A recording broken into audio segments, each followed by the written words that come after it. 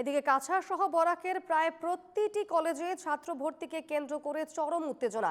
পরীক্ষায় উত্তীর্ণ ছাত্রছাত্রীর সংখ্যা বেড়ে যাওয়ায় সমস্যা দেখা দিচ্ছে সিট নিয়ে।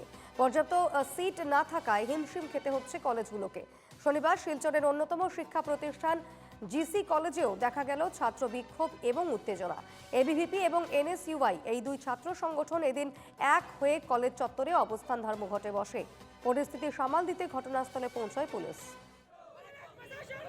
সরাসরি কথা বলে নেব, আমাদের সঙ্গে রয়েছেন প্রতিনিধি পাপলু দাস। পাপলু, ঠিক কি ছবি এই মুহূর্তে এবং কি অভিযোগ রয়েছে মূলত ছাত্রছাত্রীদের? যদিও শান্ত হয়ে এসছে কলেজ প্রাঙ্গণ, আমরা দেখলাম আজকে যা এখানে এবিভিপি এবং এনএসইউ এর যে ছাত্র সংগঠন দুটো রয়েছে তাদের সমর্থিত ছাত্ররা এখানে মূলত ছাত্র ভর্তিকে কেন্দ্র করে প্রাচুর্যতা নিয়ে সেখানে তারা আন্দোলন গড়ে তোলে এবং কলেজের বাইরে যে গেটটা আছে সেখানে অবরোধ গড়ে তোলে। এবং আমরা দেখলাম তার পরবর্তীতে ধীরে ধীরে এই গোটা কলেজ প্রাঙ্গণে উত্তেজনা ছড়ায়। ফলত জেলা পুলিশ এবং জেলা প্রশাসনের পক্ষ থেকে ম্যাজিস্ট্রেট ছুটে আসতে হয়েছে। পরবর্তীতে দীর্ঘক্ষণ আলোচনা করে তাদের এই উত্তেজনাকে প্রশমিত করা হয়েছে এবং কিছু সিদ্ধান্ত গ্রহণ করা হয়েছে। এখানে রয়েছেন এনএসইউ এবিভিপির ছাত্ররা, মূলত আমরা তাদের সঙ্গে কথা বলবো। মূলত কোন দাবিকে কেন্দ্র করে তোমাদের এই আন্দোলন?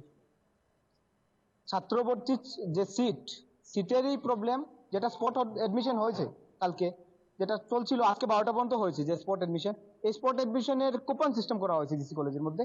এরপরে দেখা যায় যে বিভিন্ন উত্তেজনা সৃষ্টি হয় যে 81% কুপন যদি 8 আসে, তখন 21 যদি কেউ 2 আসে, এইসব নিয়ে পার্সেন্টেজ বেশি আসে কিন্তু ওর কুপন 100-র উপরে, পার্সেন্টেজ কম আসছে তো এটা হয়ে যায় 2।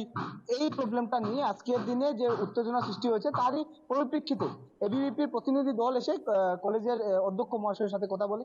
এই বিভিন্নভাবে ফোন আসার পর আমরা ছুটে আসি এখানের মধ্যে, বিভিন্ন ছাত্র সংগঠনরাও আসে এখানের মধ্যে এবং কথা বলার সময় ম্যাজিস্ট্রেটও আসেন, পুলিশ বাহিনীও আসেন।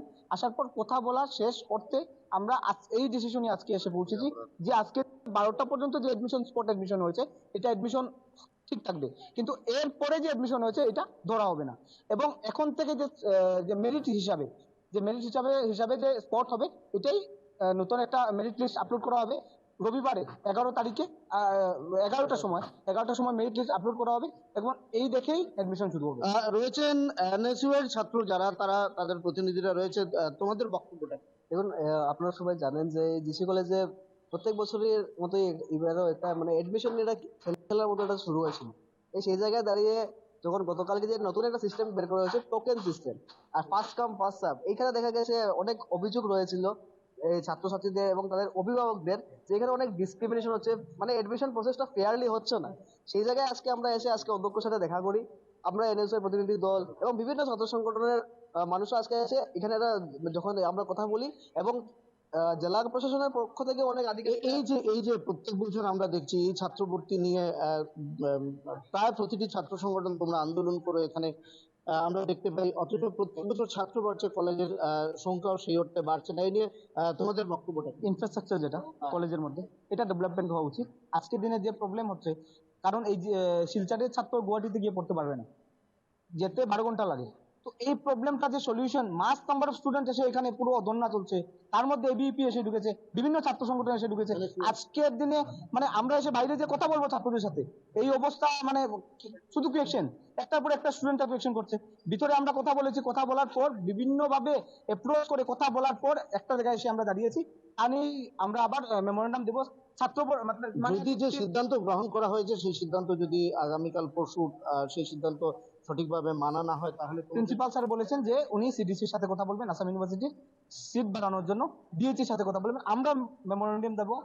দীপর্ণা, আমরা সরাসরি কথা বলার চেষ্টা করব। এখানে যিনি প্রিন্সিপাল রয়েছেন অপ্রতিম নাগ, আমরা অপ্রতিম স্যার কি সিদ্ধান্ত, অর্থাৎ জেলা প্রশাসনের পক্ষ থেকে ম্যাজিস্ট্রেট যারা এসেছিলেন এবং এখানে পুলিশও মোতায়েন করা হয়েছিল কিছু সময়ের জন্য, সেই ক্ষেত্রে কি সিদ্ধান্ত গ্রহণ করা হয়েছে সরাসরি আমরা প্রিন্সিপাল অপ্রতিম নাগের সঙ্গে কথা বলে সেটা জেনে নেব। স্যার।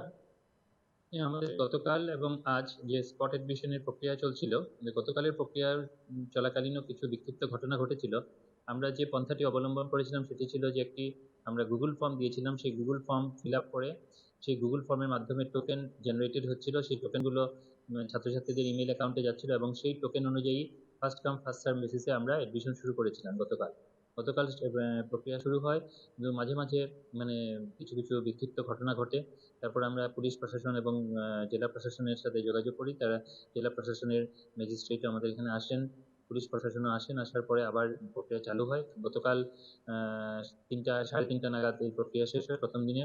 তো গতকাল যেগুলো টোকেন জেনারেট হয়েছিল কিন্তু অ্যাডমিশনের জন্য নেওয়া কনসিডার করা হয়নি, সেগুলো আজ আমরা সেই লাস্ট নাম্বারের পরের নাম্বার থেকে শুরু করব বলে আমরা ঘোষণা করি এবং সেই মতে আজ 10:30টায় অ্যাডমিশনের এই প্রক্রিয়া শুরু হয়। কিন্তু শুরু হওয়ার কিছুক্ষণের পরেই বিভিন্ন ছাত্র সংগঠনের সদস্যরা এবং কিছু ছাত্ররাও এসে এই যে প্রক্রিয়া চলছে সেই প্রক্রিয়ার প্রতি তাদের অসন্তোষ ব্যক্ত করে এবং এই প্রক্রিয়া বন্ধ করে দেওয়ার দাবি জানায়। কিছুক্ষণের জন্য এই প্রক্রিয়াটি বন্ধ থাকে। পরে আমরা আবার জেলা প্রশাসনের সাথে যোগাযোগ করি। জেলা প্রশাসন থেকে ম্যাজিস্ট্রেট বর্ণিকা কেতিয়া এবং ফুলানবিদ চড়াই ওরা দুজন এসেছিলেন এবং পুলিশ প্রশাসনের জেলা আধিকারিকরাও এসেছিলেন। আসার পরে সেই ছাত্র সংগঠনের সদস্যরা এবং কলেজ কর্তৃপক্ষ এবং কলেজের যারা অ্যাডমিশন কমিটির যারা সদস্যরা রয়েছেন এবং শিক্ষক শিক্ষিকারা, তাদের আমাদের মধ্যে একটি বৈঠক হয় এবং সেই বৈঠকের প্রায় 2 ঘন্টা খানিক বৈঠক চলে এবং বৈঠকের পর যে সিদ্ধান্তে আমরা উপনীত হচ্ছি সেটি হলো যে টোকেন হিসাবে যেটা ফার্স্ট কাম ফার্স্ট সার্ভ বেসিসে আমরা করছিলাম অ্যাডমিশন প্রক্রিয়াটি, এটি আজ আমরা